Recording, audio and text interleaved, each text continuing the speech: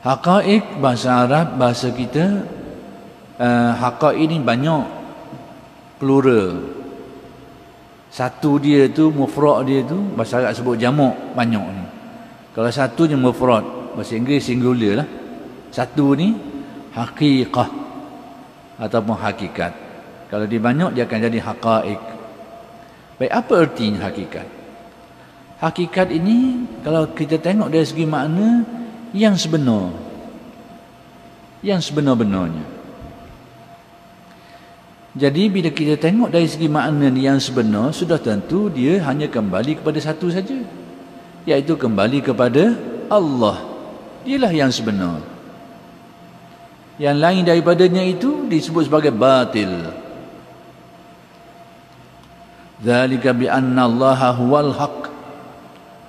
Karena yang demikian itu, bahawa Allah itulah yang sebenar, hak sebenar-benarnya. Dan bahawa yang lain darinya, lain dari Allah itu batil. Yang lain dari Allah batil, maksudnya bukan yang sebenar. Jadi bila disebut haqaiq, disebut hakikat-hakikat ni, berarti dia kembali kepada Allah yang maha benar, yang sebenarnya. Yang lain itu batil.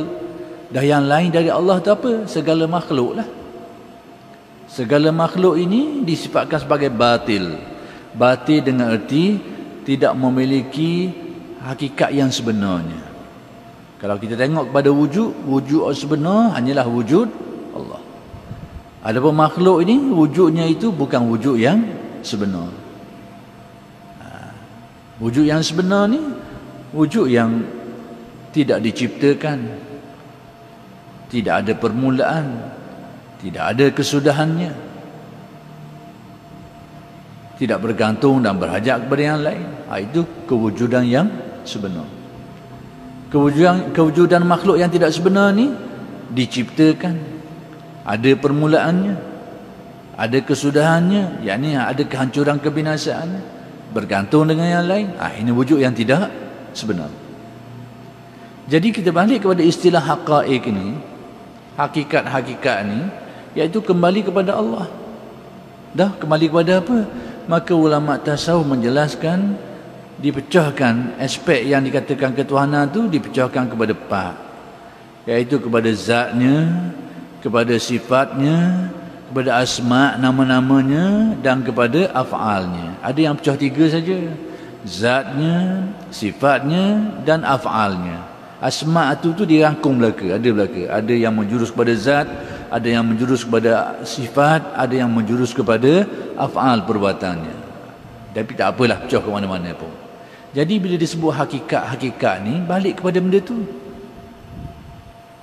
balik kepada hal-hal yang berkaitan dengan ketuhanan tu, hakikat sebenarnya.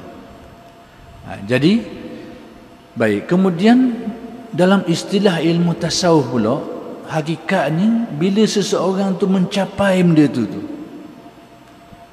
mencapai keyakinan yang penuh terhadap perkara tu, itu dikatakan orang tu telah mencapai hakikat. Macam mana contoh?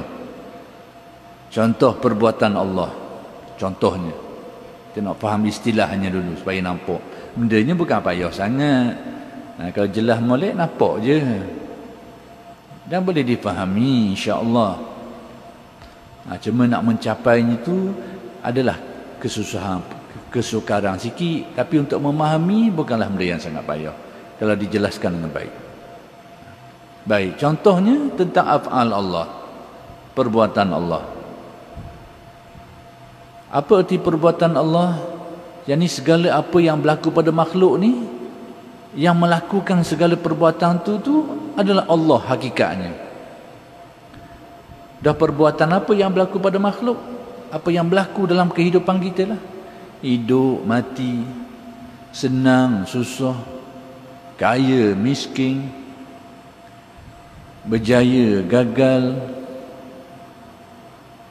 kekal, binasa dan sebagainya. Semua apa yang berlaku pada makhluk ni, semua perbuatan-perbuatan ni, apa-apa yang berlaku ni, pembuat sebenarnya itu adalah Allah. Pembuat sebenarnya. Hidup kita, mati kita, Sihat kita, sakit kita. Penentu sebenar benda-benda ni sehingga terjadi kerana orang ni sihat, orang ni sakit, orang ni hidup, orang ni mati. Pelaku kepada semua perbuatan ni hakikatnya adalah Allah. Itu maksud tauhid af'al. Ini adalah satu kewajipan yang perlu kita yakini, termasuk dalam akidah iman kita. Hakikatnya begitu. Baik. Jadi hakikat kepada af'al ni, segala apa yang berlaku tu semuanya balik kepada perbuatan Allah. Allah lah yang melakukannya. Semua itu berlaku dengan kehendak dia, dengan kekuasaannya, dengan takdirnya. Itu maksud hakikatnya. Jadi sekarang kita ni yang dikatakan mencapai hakikat tu, apabila hati kita ni, makrifat hati kita ni mencapai keyakinan yang teguh terhadap perkara tu, sehingga segala sebab musabab ini sudah terhapus, terbuang dari pandangan batin kita. Hanya kita menyedari hanya Allah yang melakukan semua ini. Itu dikatakan mencapai hakikat tu. Sekarang kita tak capai sebab apa? Kita percaya benda tu, percaya. Sekarang kita belajar usuluddin, kita percaya bahawa segala apa yang berlaku pada makhluk ini perbuatan Allah. Dengan arti dia berlaku dengan kehendak dia, iradah dia, dengan kekuasaannya, kodratnya, dengan takdirnya, qada dan qadarnya. Semua orang percaya benda tu, dan kita pun percaya. Tapi sebab apa kita dikatakan tidak mencapai hakikat tu? Sebab keyakinan kita itu ada satu keyakinan yang kita percayai, tapi hati kita ni masih lagi melihat dan terpengaruh dengan sebab musabab kejadian itu. Kita yakin Allah Ta'ala menghidup dan mematikan, tetapi pandangan batin kita masih lagi melihat sebab-sebabnya. Orang ni mati sebab apa? Kerana sakit tua. Mati kerana apa? Kerana COVID. Mati kerana apa? Kerana lemah. Mati kerana apa? Kerana terbakar. Mati kerana apa? Kerana kena tembok. Macam-macam. Jadi sebab musabab ini masih lagi berpengaruh, masih ada dalam pandangan kita dan berpengaruh dalam pandangan kita. Tapi keyakinan tetap kita kembalikan kepada Allah, bahawa hidup mati itu adalah semata-mata pekerjaan Allah. Jadi keadaan seperti kita ini yang sekarang ni, itu dinamakan i'tiqad. Dan dari segi tasawuf dikatakan belum sampai lagi. Tapi bukan berarti tidak beriktikad, bukan berarti tak ada keyakinan, jangan salah faham. Bukan berarti tak ada keyakinan, sudah ada keyakinannya, betul keyakinannya. Sudah beriman, sudah bertauhid. Cuma dalam tasawuf dikatakan belum capai hakikat, sebab pandangan terhadap makhluk tadi itu masih ada dan masih berpengaruh pada perasaan kita. Masih berpengaruh.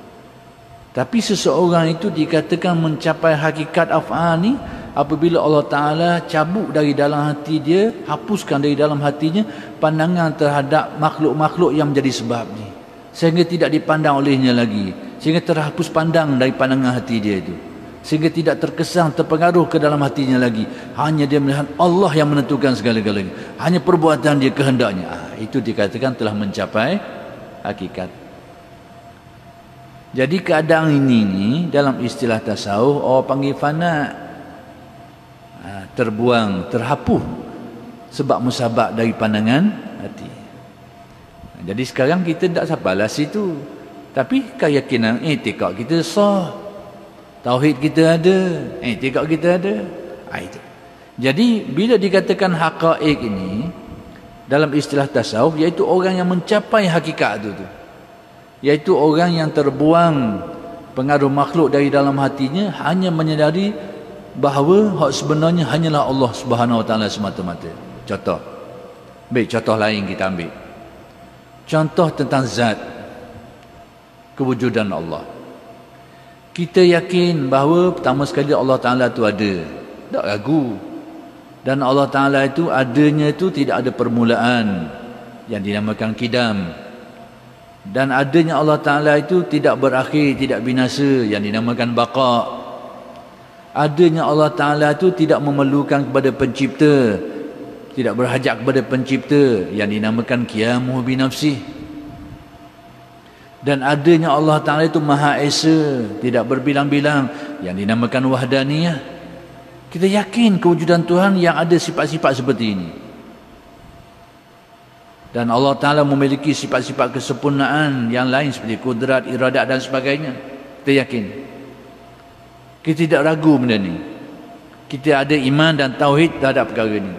Tapi kita dikatakan belum mencapai hakikat kewujudan Allah tu. Sebab apa? Dalam masa yang sama, kita masih tengok kepada kewujudan makhluk. Tapi kita dapat bezalah. Wujud Tuhan begini sifat dia. Wujud makhluk begini sifat dia. Asalnya tak ada. Kemudian ada diciptakan. Sampai masa dia akan binasa. Dia bergantung kepada penciptanya. Dan banyak makhluk ni berbagai-bagai ragam dan sebagainya. Kita kenal.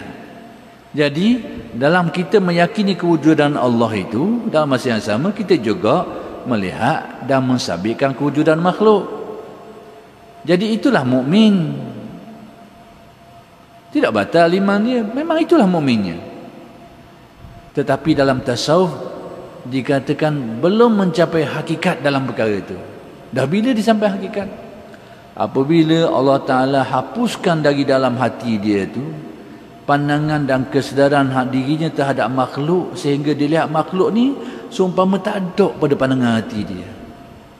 Bahawa yang disedarinya bahawa wujud sebenar hanyalah wujud Allah saja, yang lain tak ada.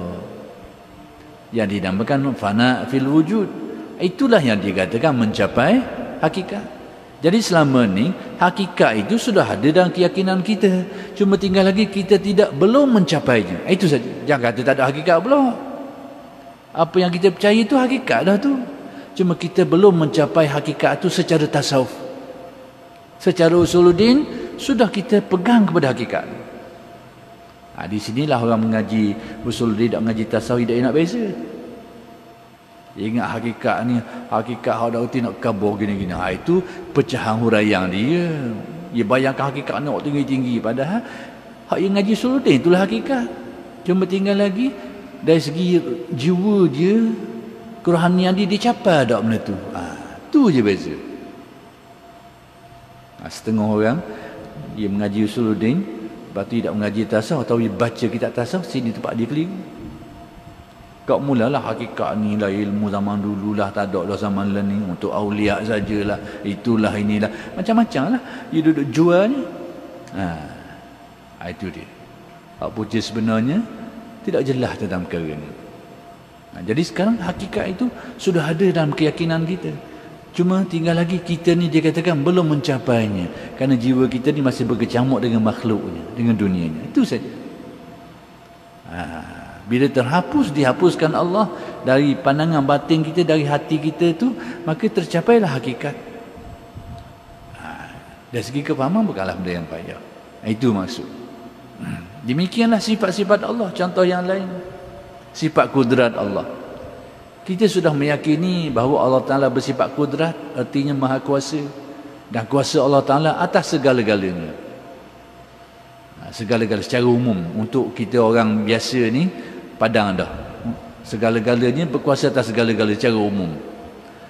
Kalau kita tengok pada hukum akal, dia pecah pula lah.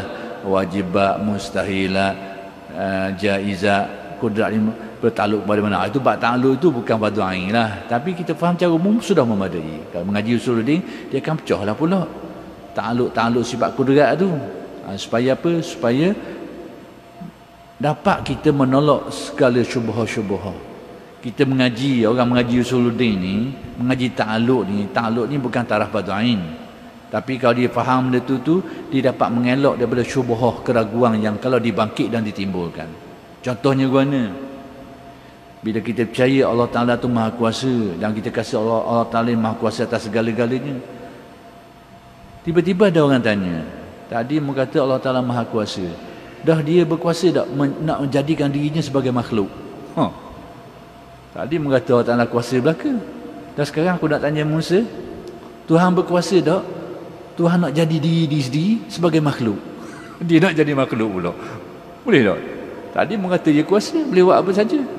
Pening kita nak jawab.